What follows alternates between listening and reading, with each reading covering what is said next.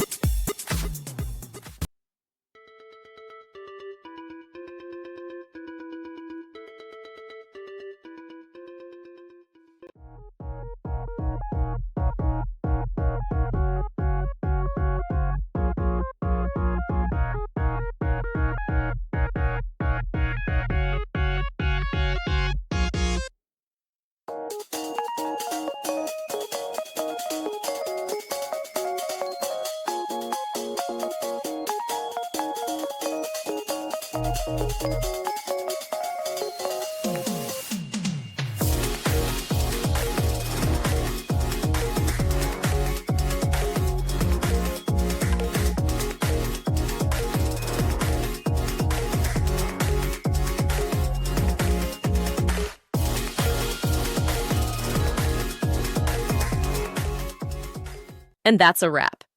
I hope you found the answer you were looking for. If you did, take a second to hit that subscribe button. It really helps out.